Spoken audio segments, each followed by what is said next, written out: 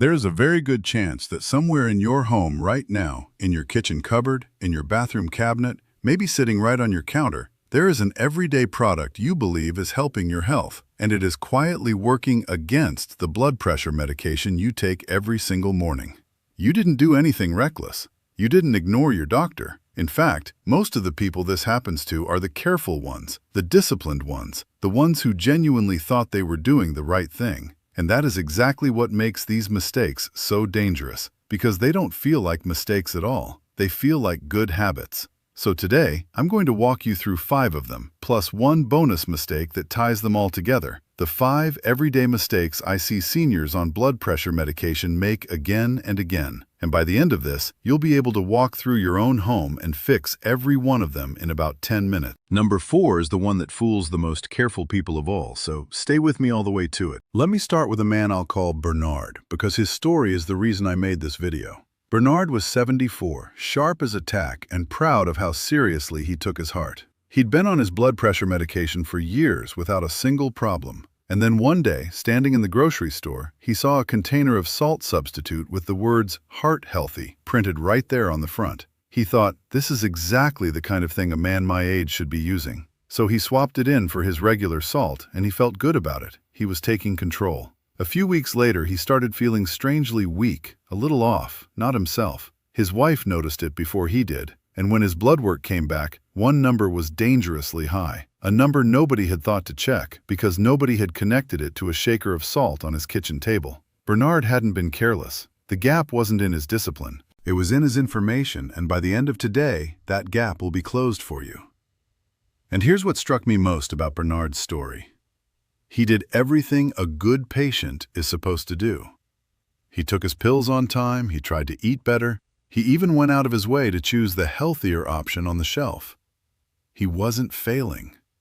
The system had simply never handed him the one piece of the puzzle that would have kept him safe. That's the pattern behind almost every one of these mistakes. Good people, good intentions, one missing conversation. Now, before I show you exactly what happened to Bernard, I want to say this. If you've ever felt like you're doing everything right and still feel unsure whether you're helping or hurting yourself, you are not alone, and it is not your fault. These medications get handed out in a 12-minute appointment with almost no explanation of how they interact with your daily life. Nobody sits you down and walks your kitchen with you. So that is what this channel is for. Real, plain answers about your own body. If that's what you've been looking for, take 1 second and subscribe right now, because I publish this kind of guidance every single week for seniors who are tired of being left in the dark. All right, let's walk through your home, mistake by mistake. Mistake number 1 lives on your kitchen table, and it's the exact one that caught Bernard. If you take one of the common blood pressure medications known as ARBS or ACE inhibitors, medications like losartan or lisinopril, your body already tends to hold on to more of a mineral called potassium than it used to. Let me explain why in plain language, because once you understand the mechanism, the danger becomes obvious. These medications work partly by turning down a hormone whose job, among other things, is to tell your kidneys to flush potassium out into your urine. Turn that hormone down, and your kidneys naturally let go of a little less potassium than before. On its own, that's usually fine. It's expected, and your doctor keeps an eye on it. A little potassium is essential. It helps your muscles and your heart work. But when the level in your blood climbs too high, it starts to interfere with the electrical rhythm of your heart itself. And that is where it stops being a lab number and starts being a genuine risk. Now here's the trap. Those heart-healthy salt substitutes almost all work the same way. They take out the sodium and replace it with potassium chloride. So you take a body whose medication is already holding on to potassium, and you pour more potassium straight into it, every meal, believing the whole time that you're protecting your heart. And the truly frightening part is how quietly it builds. It often gives almost no warning, maybe a little muscle weakness, maybe an odd cramp, maybe a skipped beat, sometimes nothing at all until it's serious. This risk climbs even higher if your kidneys are already working under strain, which is more common than most seniors realize. So here is your first fix.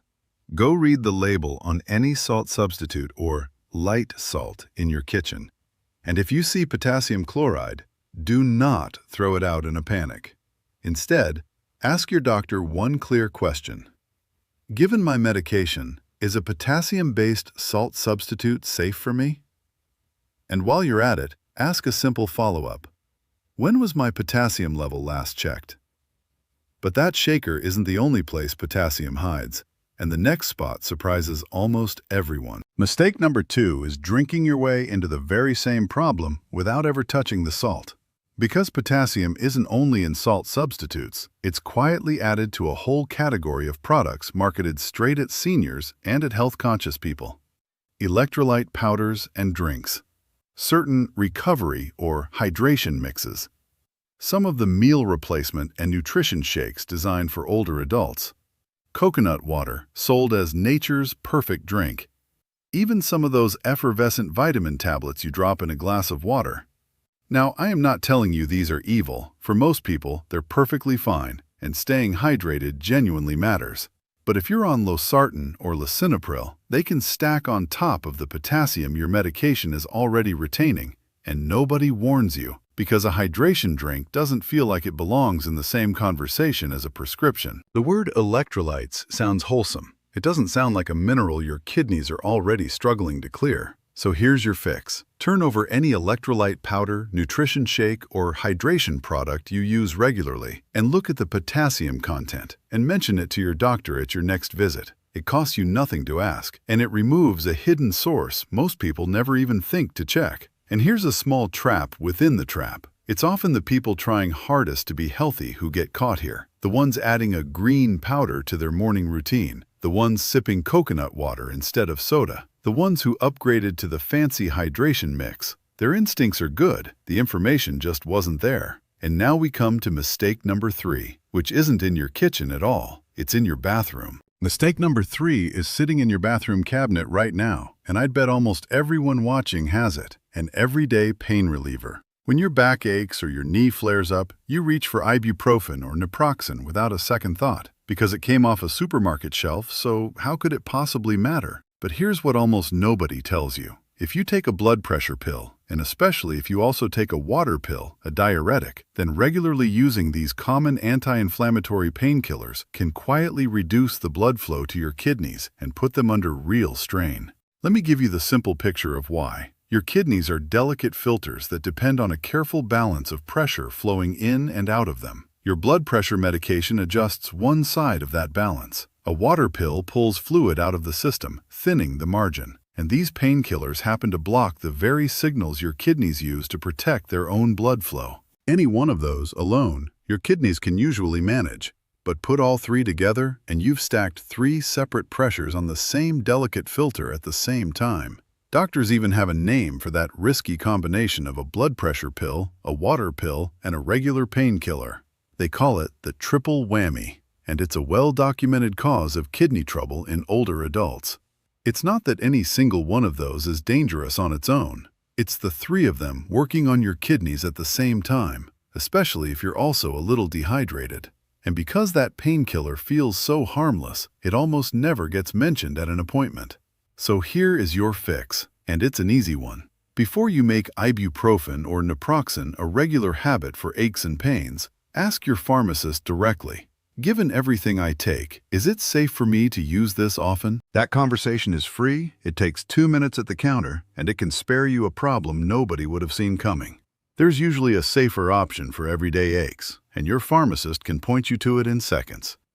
Now, mistake number 4 is the one I warned you about, the one that fools even the most careful, most disciplined seniors, because it turns your single greatest strength into a genuine risk. Mistake number 4 is taking your pill exactly as prescribed on the one day you absolutely shouldn't, the day you get sick. Here's what I mean. Think of the most disciplined person you know, the one who's proud they haven't missed a dose in a year. On a normal day, that discipline is a beautiful thing. It's exactly what keeps blood pressure controlled and dangerous events at bay. But blood pressure medications like losartan and lisinopril quietly assume one thing about your body, that your fluid balance is stable. They were designed and dosed for a body carrying its normal amount of water. Now picture a bad stomach bug, vomiting, diarrhea, heavy sweating, and you can't keep water down. Your body is drying out, your blood volume is dropping, and your kidneys are already straining to cope. And on that day, the exact same dose that protected you perfectly yesterday can suddenly drop your blood pressure too far and put real stress on your kidneys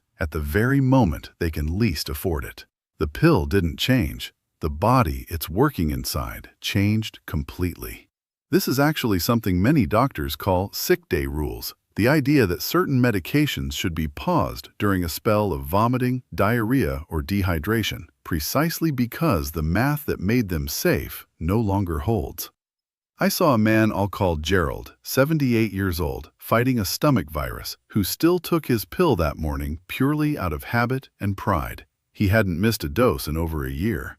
That night, he stood up and nearly hit the floor. His body was depleted, his pressure had dropped too low, and his greatest strength, his perfect consistency, had become the very thing that put him at risk. So here is the fix, and I want you to write this one down and tape it inside a cabinet where you'll see it when you're unwell. If I can't keep fluids down, I call my doctor before I take my blood pressure pill.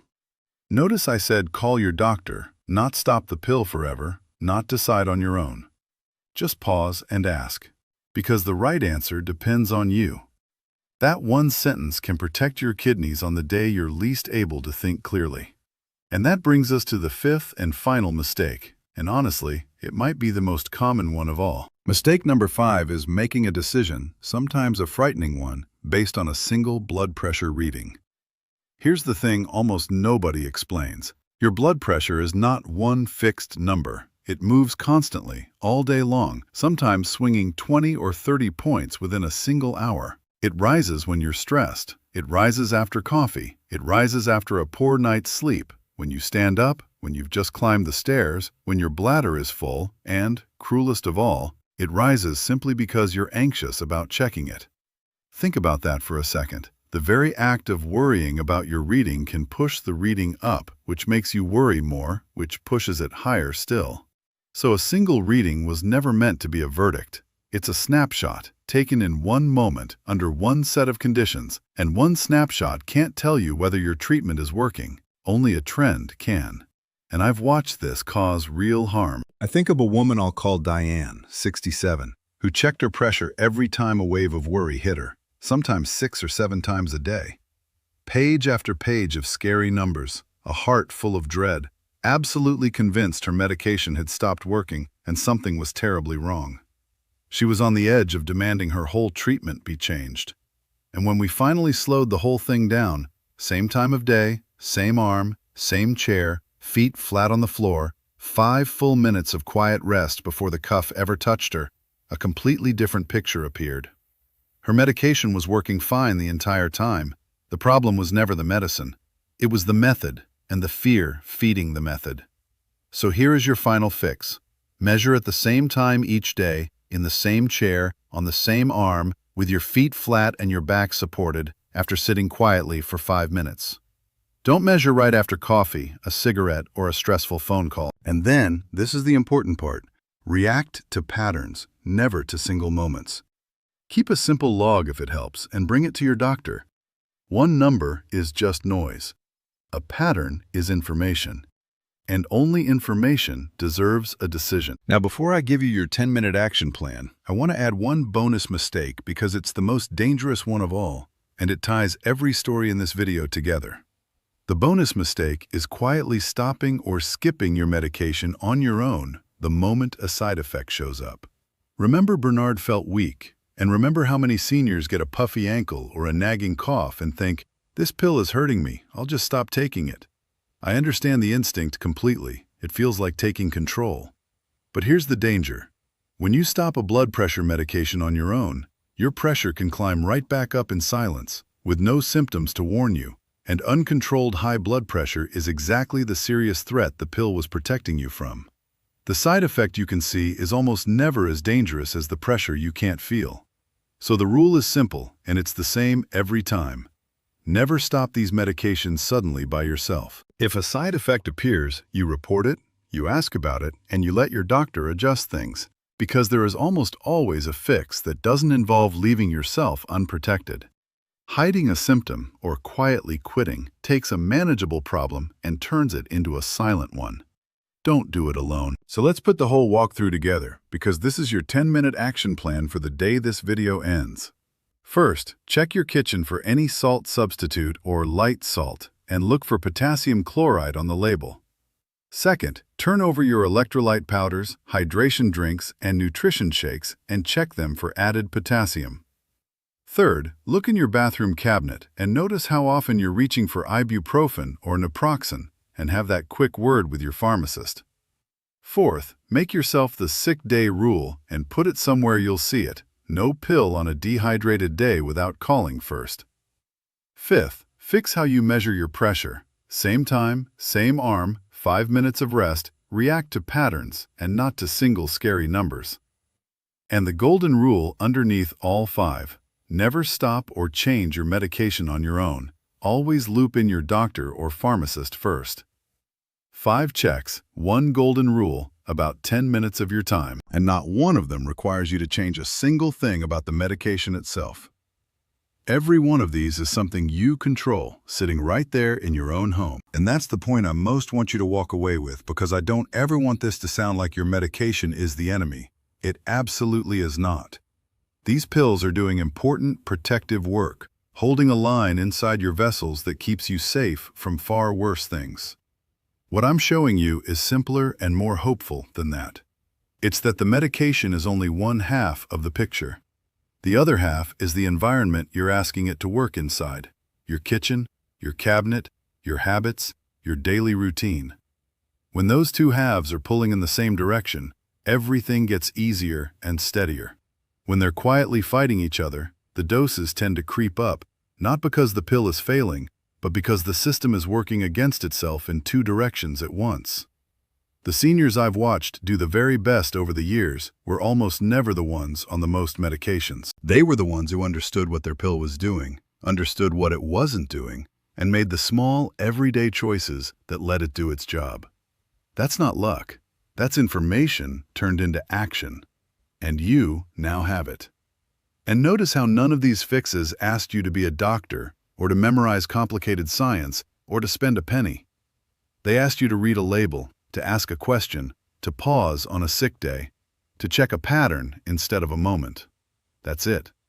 Small, quiet, everyday decisions, the kind that never feel dramatic in the moment, but add up, over months and years, to a body that's steadier and safer, and a mind that's a great deal calmer. Here's what happened to Bernard, by the way, since I started with him.